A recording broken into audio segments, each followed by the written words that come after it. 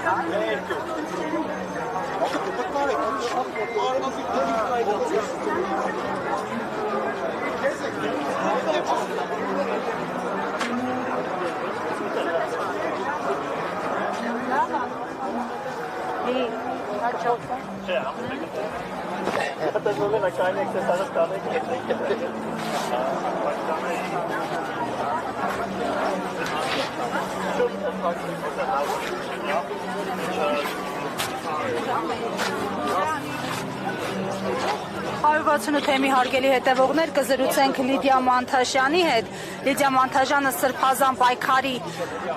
նախաձեռնող խմբից է։ Տիկին Մանթաշյան, նախաձեռնության մասին ինչպես որոշեցիք եւ արդյոք հարց է առաջանում, մինչ այս վստահել եք Փաշինյանին, որ այժմ ասում եք, որ չենք վստահելու այլևս։ Սա ոչ թե մեծ սրբազան պայքարի, այլ սրբազան պայքարի երիտասարդների նախաձեռնությունն է եւ գիտեք, անցյալ տարվանից մենք բարձրաձայն հայտնել ենք, որ չենք վստահում այս իշխանություններին, որոնք միայն ավեր են գործել մեր պետության համար։ Սա երկու տարբեր իրադարձություններից միտքը ծագեց մեր երիտասարդների մոտ, որ պետք է ընդվզեն այս ամեն ինչի դեմ եւ փորձեն նաեւ կոնսոլիդացնել մարդկանց, որպեսզի ընդհանուր պարզ լինի, որ հայ ժողովուրդը դեմ է այս իշխանություններին։ Առաջի թեման մեզ անհանգստացնող, երիտասարդներին անհանգստացնող Բաքվի բանտում գտնվող հայ ռազմագերիների Արցախի ռազմաքաղաքական ղեկավարության հետ կապված իրադարձություններն էին, երբ որ մենք բոլորս գիտենք, ես այսօր ճիշտ ասած իմ կապույտ անձնագիրն եմ վերցրել, մեր անձնագրի վերջին էջում նշված է, որ Հայաստանի Հանրապետությունը հովանավորողն է այս անձնագիրը կրողի։ Բաքվի բանտում գտնվող անձինք ունեն այս անձնագիրը, բայց Հայաստանի Հանրապետությունը որևէ ձևով չի հովանավորում եւ որևէ գործողություն չի կատարում այդ մարդկանց ազատ արձակման կամ որևէ ձևով միջազգային ատյաններում այդ խնդիրը բարձրաձայնելու ուղղությամբ։ Ինչ էլ որ ասում են, իրենք ստում են։ Մենք այս վերջին 7 տարիների ընթացքում համոզվել ենք, որ կառավարության ղեկավարը ստախոս է եւ իր ամբողջ թիմը որոշները ստիպված, որոշները շահ ունենալով այդ նույն ստախոսության մեջ են, երբ որ սկսում են ինչ-որ մեկին մենք մի քանի դեպք ունեցանք, չէ, երբ որ արդեն կպնում են ինչ-որ մեկին հանում են իրանց շարքերից, մեկ էլ այդ մարդիկ սկսում են քիչ-քիչ ճշմարտությունները բացահայտել։ Մենք այդ ստախոսության դեմ ենք դուրս եկել եւ ուզում ենք կոնսոլիդացնենք մարդկանց, որովհետեւ ցույց տանք, որ Հայաստանի Հանրապետության քաղաքացիները չեն վստահում այս իշխանություններին։ Մեր երիտասարդների ակցիայի նպատակը դա էր։ Ակցիան սկսվում է այսօր, բայց միայն այսօր չի սահմանափակվելու, լինելու ենք այստեղ նաև վաղը, մյուս օրերին արդեն հանդիպման կետի հետ կապված երիտասարդները կհստակեցնեն հասկանալու համար, թե որ տեղում է ավելի հարմար անցկացնել, որովհետև պլանավորվում է նաև դեպի համալսարաններ գնալ, համալսարանների բակերում ուսանողությանը ներգրավել, որովհետև իրենք երիտասարդներ են, ավելի լավ են հասկանում, որտեղ իրենց հասակակիցները տեղակայված կլինեն, որովհետև իրենց հրավիրեն։ Տիկին Մանթաշյան, ամեն դեպքում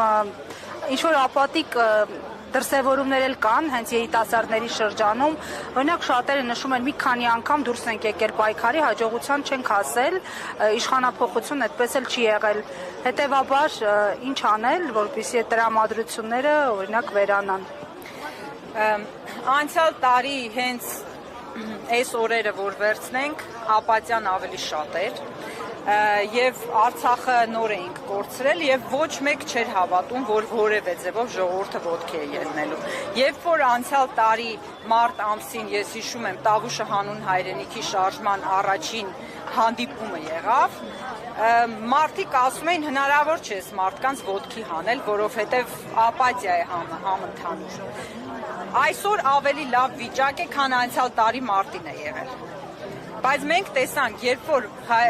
Հայաստանի Հանրապետության քաղաքացիներին ներկայացվում է նորմալ առաջարկ, ասում ենք եկեք այս խնդիրներն ունենք, հարց պիտի լուծենք, ժողովուրդը մոբիլիզացվում է։ Այսինքն մեր ժողովրդին պետք է